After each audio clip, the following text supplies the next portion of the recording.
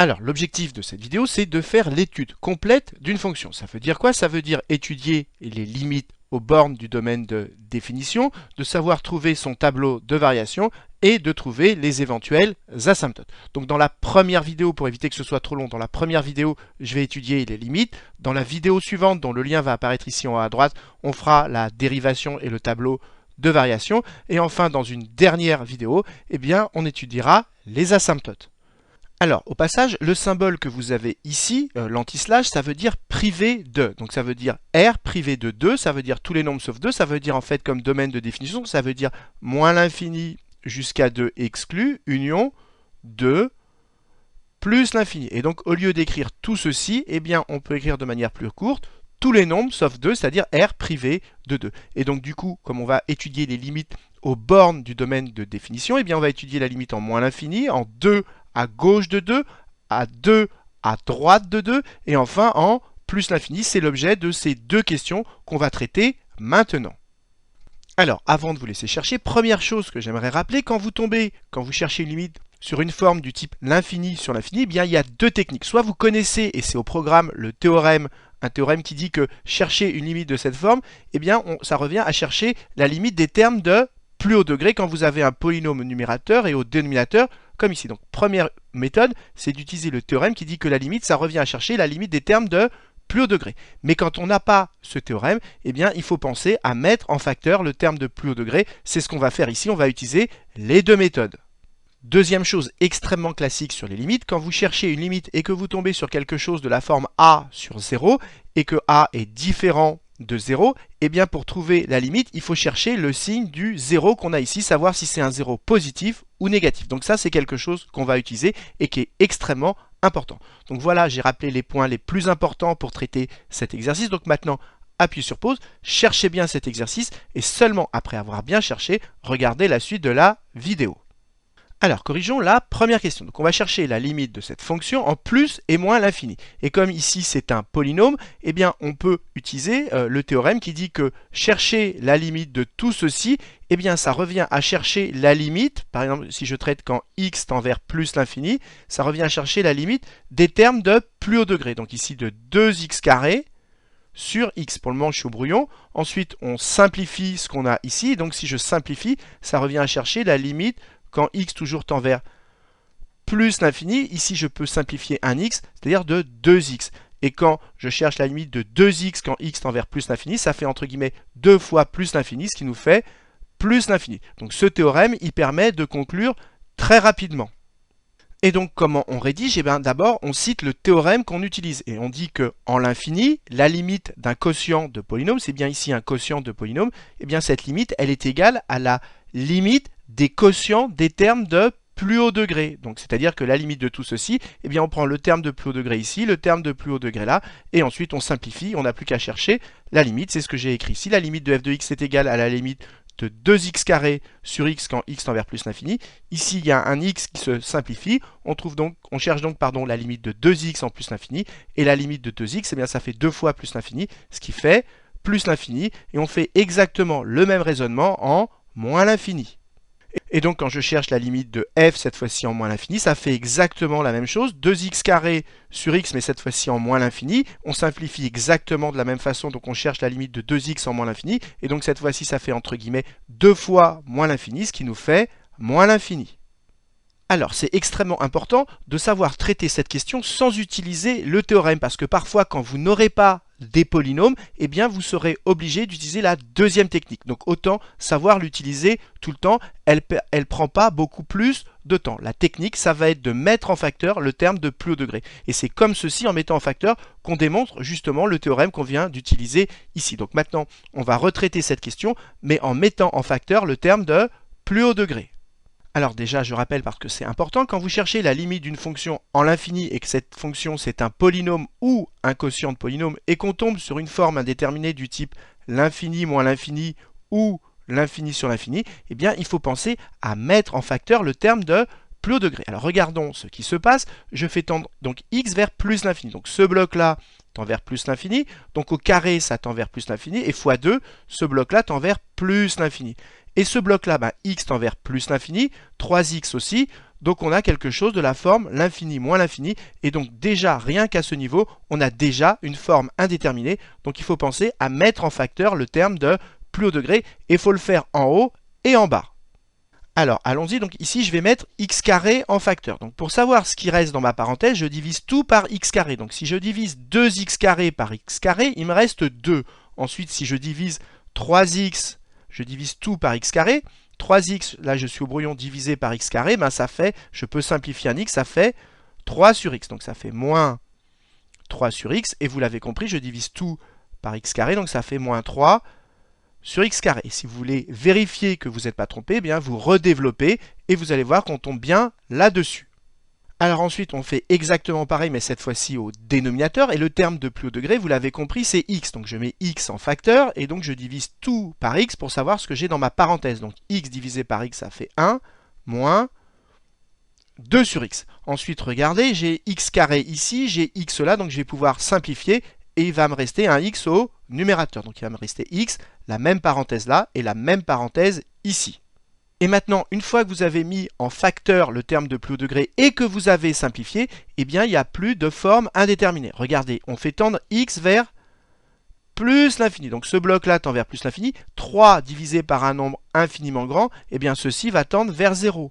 Également, la même chose ici, x tend vers plus l'infini, x carré aussi. Donc on a 3 divisé par un nombre infiniment grand, 3 divisé par 10 millions, ça va tendre vers 0. Donc la parenthèse ici va tendre vers 2.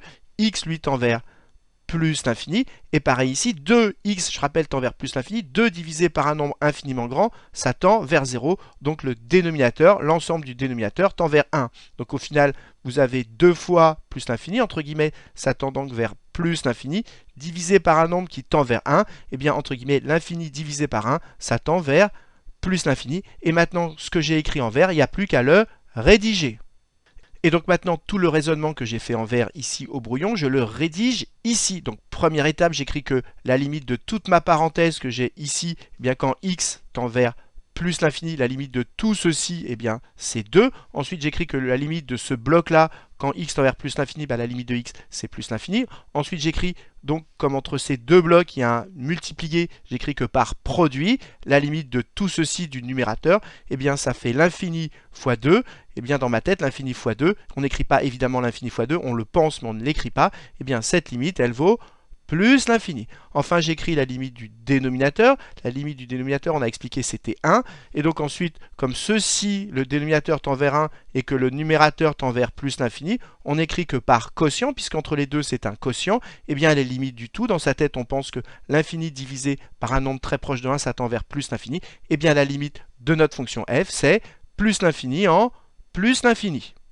Alors, tout le calcul qu'on a fait là, eh bien, on va pouvoir le réutiliser pour trouver la limite en moins l'infini. Alors, au passage, je voudrais rajouter que ici, comme on a x au dénominateur, ce calcul il est valable pour x différent de 0. Mais ça ne nous gêne pas pour chercher la limite en moins l'infini, parce que si on cherche la limite en moins l'infini, eh bien x est très grand négatif et on ne va pas choisir égal à 0. Alors, ce calcul, donc je répète, on va le réutiliser, c'est-à-dire notre factorisation par le terme de plus haut degré. Mais maintenant, on va regarder dans la limite ce qui va changer. Donc cette fois-ci, je fais tendre x vers moins l'infini. Donc je divise 3 par un nombre infiniment grand mais négatif. Si vous divisez 3 par moins 10 millions, eh bien si vous divisez 3 par moins 10 millions, eh bien ça tend également vers 0. Donc ce bloc-là continue à tendre vers 0, celui-ci également, et donc ma parenthèse continue bien à tendre vers 2. Maintenant, le deuxième bloc, x tend vers moins l'infini. Eh bien, si x tend vers moins l'infini, eh bien x tend vers moins l'infini. Donc cette fois-ci, on aura moins l'infini. Par produit, c'est toujours un produit. Donc le premier bloc, ici, la parenthèse tend vers 2, l'autre vers moins l'infini. 2 fois moins l'infini, eh bien ça tend vers moins l'infini. Donc cette fois-ci, ça tend vers moins l'infini. Le dénominateur, eh bien ici, 2 divisé par un nombre infiniment grand, mais qui est négatif, puisque x tend vers moins l'infini, 2 divisé entre guillemets par moins l'infini, ceci, ça tend toujours vers 0. Et donc ma parenthèse continue bien à tendre vers 1. Donc ici, entre guillemets, on a moins l'infini divisé par 1. Et bien, vous l'avez compris, ça tend vers moins l'infini. Et il n'y a plus qu'à réécrire exactement la même chose et à modifier juste ce qui était en bleu parce que j'ai écrit en rouge. Alors, corrigeons la deuxième question. Cette fois-ci, on nous demande la limite de cette fonction, mais en 2. Et je rappelle que le domaine de définition, ici, on avait vu que c'était R privé de 2. Ça veut dire quoi? Ça veut dire de moins l'infini jusqu'à 2 exclu, union de 2 à plus l'infini. Ça veut dire que c'est partout, sauf qu'il y a un trou en 2, puisque 2, c'est une valeur interdite, parce que si vous remplacez x par 2, ici, ça vous fait 2 moins 2, ce qui fait 0, et on n'a pas le droit de diviser par 0. Donc ici, on a un trou en 2, et donc on peut chercher la limite de la fonction lorsque x va se rapprocher de 2 par la gauche, ça va être cette limite-là, et quand x se rapproche de 2 par la droite, c'est-à-dire par valeur supérieure, c'est-à-dire c'est cette limite-là. Donc c'est ce qu'on va faire maintenant. Donc première chose à faire dans sa tête, c'est qu'on remplace tout simplement au brouillon x par 2 pour voir ce qui se passe. Alors, allons-y, je remplace x par 2 ici au numérateur. Donc, si vous faites le calcul, ici, ça va faire 2 au carré, ça fait 4 fois 2, 8. Ça va faire moins 6, moins 3, ce qui nous fait, au final, moins 1. Donc, si vous remplacez doucement, vous pouvez le faire de votre côté, x par 2 là-dedans, vous allez trouver moins 1.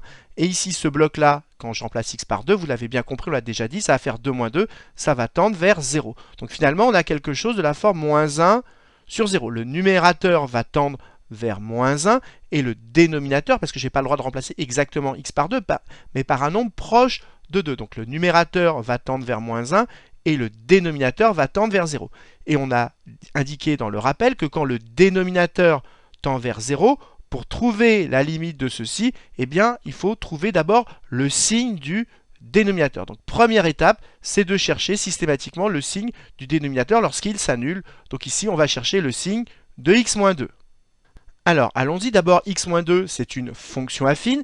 Et comme le coefficient qui est devant x, le nombre qui multiplie x, ici sous-entendu c'est 1, puisqu'il n'est pas indiqué, c'est 1x, eh bien c'est une fonction affine qui est croissante. Donc ça veut dire qu'elle s'annule quelque part, elle s'annule en 2, elle est négative avant 2 et positive après. Donc voilà, ici j'ai 2, elle s'annule cette fonction en 2, elle est négative avant et positive après. Voilà comment on trouve le signe de x-2. Il y avait juste à comprendre que c'était une fonction affine. Alors maintenant, on a presque fini parce que regardez ici le numérateur. Quand x, on va traiter la première limite. Quand x tend vers 2, x étant plus grand que 2, ça veut dire qu'on est dans cette zone. X plus grand que 2, c'est à droite de 2 et l'autre limite, ce sera dans cette zone. Donc pour le moment, on traite cette limite. Donc x tend vers 2 en étant plus grand que 2. Donc le numérateur, lui, il tend toujours vers moins 1 parce que quand on remplace x par 2, eh bien, ça tend toujours, ça vaut moins 1. Donc, qu'on soit à gauche ou à droite de 2, le numérateur, lui, tend toujours vers moins 1. Et au dénominateur, on a vu que ça tendait vers 0, parce que ici, x-2, ça va tendre vers 0, mais comme on est dans cette zone, ça va être positif, donc ça va être un 0 positif. Alors, prenons un exemple. Prenez un nombre très proche de moins 1. Moins 1,0000001. Et vous le divisez par un nombre très proche de 0 mais positif, 0,00001. Et bien quand vous divisez par un nombre très proche de 0 positif, et bien si on regarde que ceci, si vous prenez 1, quelque chose divisé par un nombre très proche de 0 positif, et bien ceci ça tend vers plus l'infini. Mais comme il y a un moins devant, et bien tout ceci tend vers moins l'infini. Et maintenant il n'y a plus qu'à le rédiger.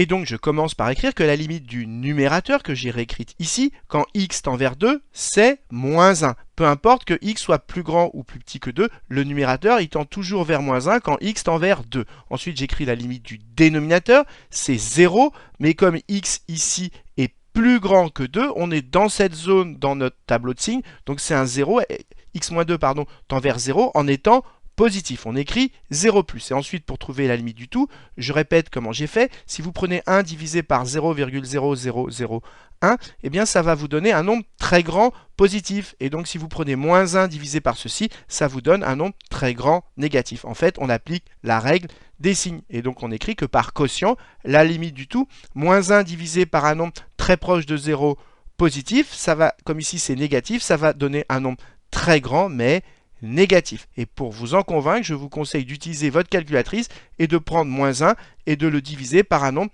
très proche de 0 mais positif. Voilà comment on trouve la limite de la fonction en 2 par valeur supérieure, c'est-à-dire quand x est plus grand que 2.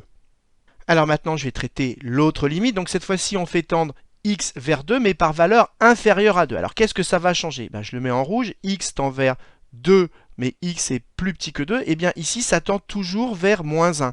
Sauf que ici, x tend vers 2, mais par valeur x inférieure à 2, eh bien ça va tendre encore vers 0, mais vous l'avez compris, cette fois-ci, ça sera un 0 moins. Donc on va avoir moins 1 divisé par un 0 négatif. D'après la règle des signes, ça va faire plus. Et si vous divisez 1 par 0, ça fait l'infini. Donc ici, ça fera plus l'infini. Donc la limite de f de x quand x tend vers 2, mais par valeur inférieure à 2, eh bien la limite, ce sera plus l'infini. Donc il n'y a plus qu'à réécrire ce que j'ai écrit en rouge et de refaire une ligne pour rédiger la limite quand x tend vers 2, mais x plus petit que 2. Alors juste pour être sûr que tout le monde comprenne bien, quand je vais faire tendre x vers 2 mais par valeur inférieure, du coup je suis bien dans cette zone. X est plus petit que 2 et c'est pour ça que cette fois-ci ça va tendre vers 0 en étant négatif parce que cette fois-ci je suis dans cette zone. Donc voilà, je vous ai remis ici comment rédiger la limite quand x tend vers 2 mais par valeur inférieure. Alors une fois qu'on a trouvé ces deux limites, eh bien il faut comprendre, c'est très important, il faut comprendre graphiquement ce qui se passe, ça permet de voir s'il y a des asymptotes verticales ou pas.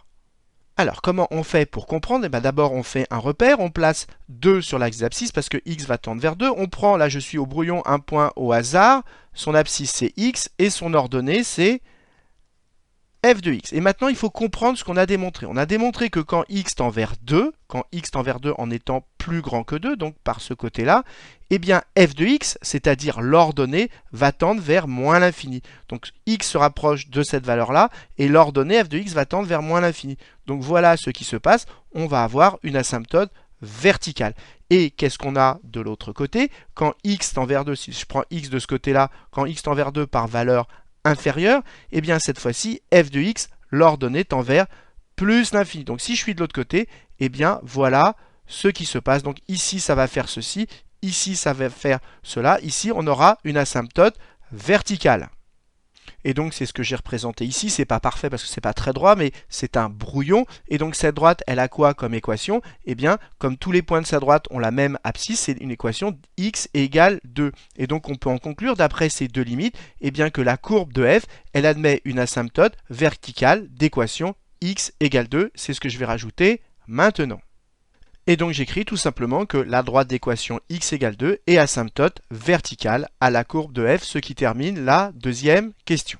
Alors, qu'est-ce que vous devez retenir de ces deux premières questions? Eh bien, premièrement, quand vous avez un quotient de polynôme, pour trouver la limite en plus ou moins l'infini, soit vous utilisez le théorème qui permet d'aller beaucoup plus vite avec le terme de plus haut degré, soit vous mettez en facteur le terme de plus haut degré. Et je vous conseille pour le moment la deuxième méthode, même si elle est un peu plus longue, parce qu'elle permet de mieux comprendre comment ça va se passer quand vous n'aurez plus de polynômes, mais quand vous aurez des logarithmes ou des exponentiels, et que du coup, ce premier théorème ne sera plus applicable.